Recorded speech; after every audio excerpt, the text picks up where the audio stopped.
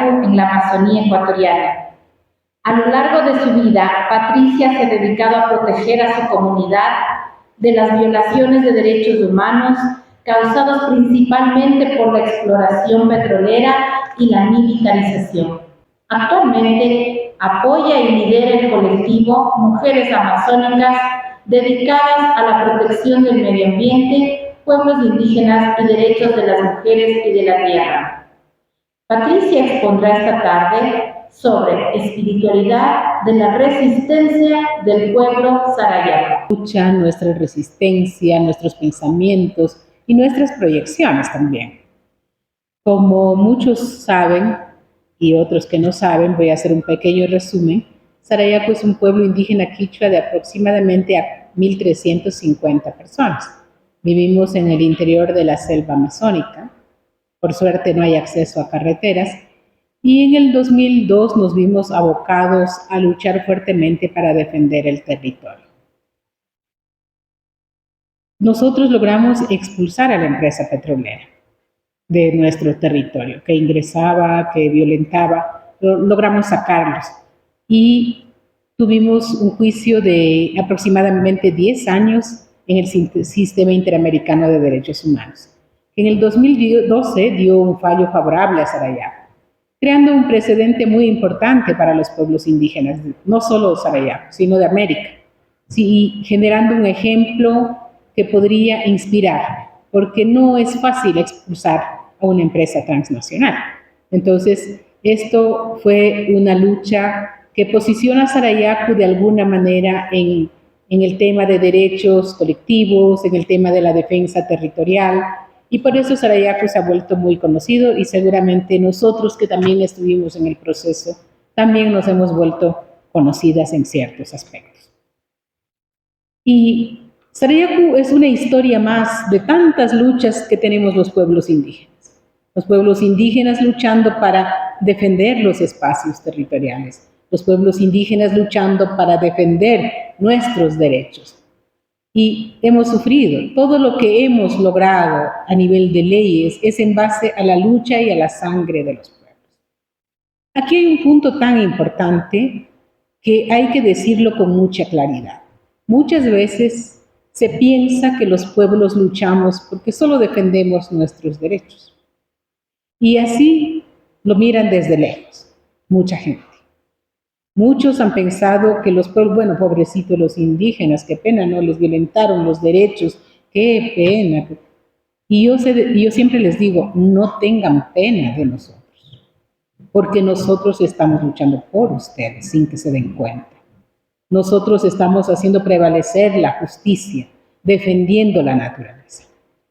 Una de las cosas que yo pienso que Dios nos recomendó es la naturaleza. Guardianes de la naturaleza, guardianes del territorio.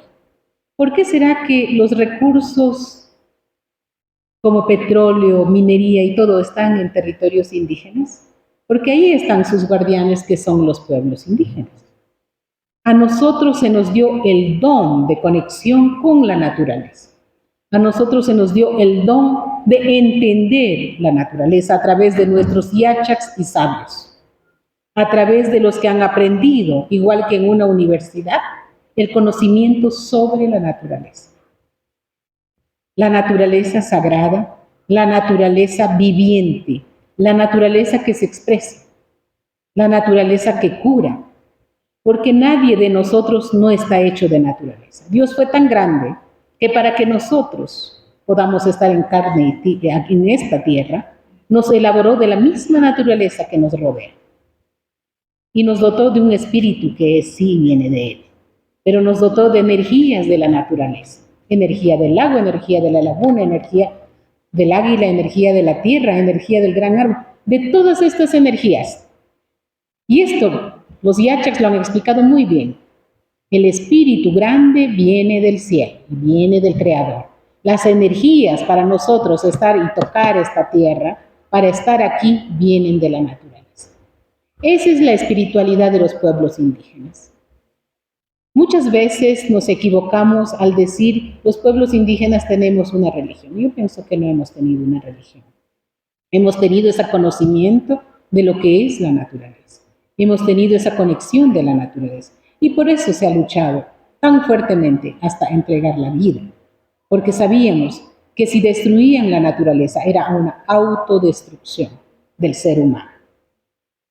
Acá un señor decía, Dios nos dio el poder en la tierra.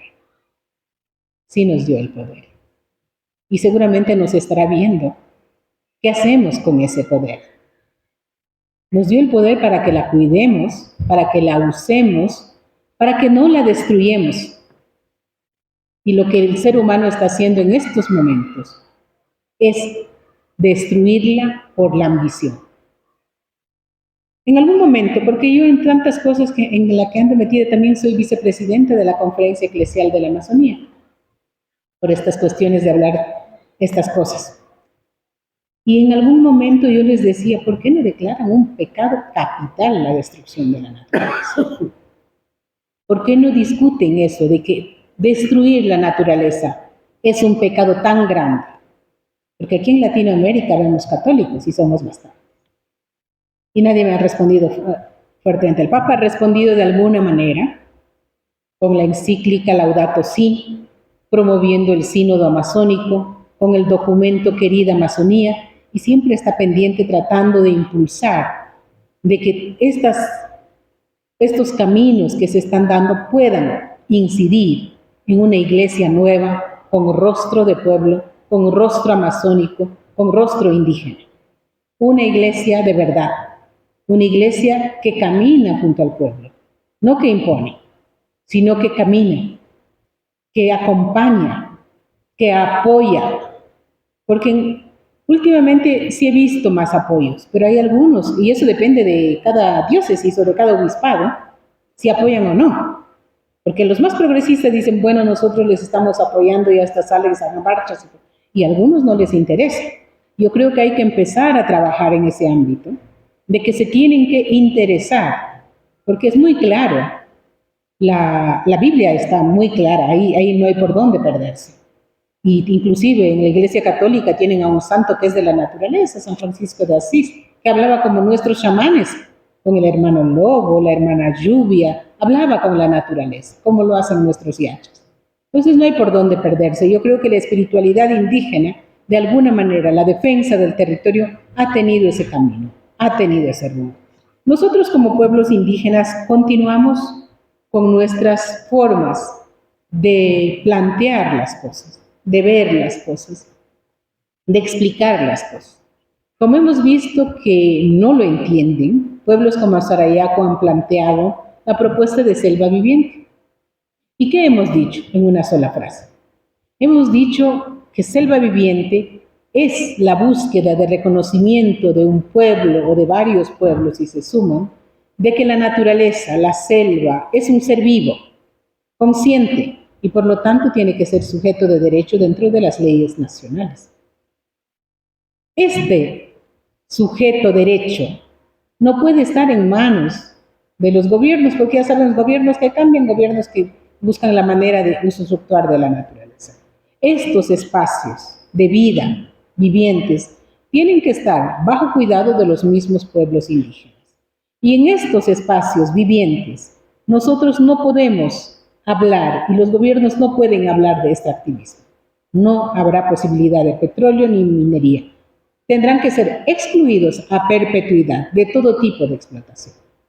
Es una propuesta que logramos hacer que siga caminando poco a poco, llevando a foros, hablando con los gobiernos, diciendo en algunos espacios, pero sobre todo nos autodeclaramos.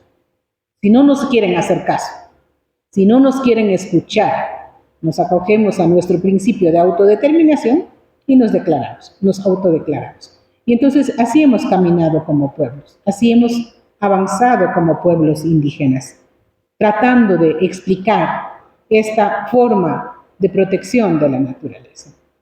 En algún momento, mi papi falleció hace un año, de la cual todavía no termino de salir de estar triste, aún sabiendo que él está bien, porque él era un hombre sabio, que pudo ampliamente conocer el conocimiento tradicional. Papá era un yacha, pero también era un ministro de la iglesia, algo que no es muy común. ¿Cuándo han visto que un chamán sea ministro de la iglesia? Pues mi papá lo era. Y él podía entender claramente que no se podía vivir sin conectarse entre el cielo y la tierra.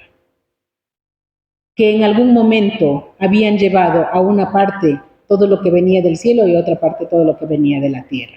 Y mientras esas conexiones tan profundas no volvieron a unificarse, nuestra forma de pensar no estaría completa.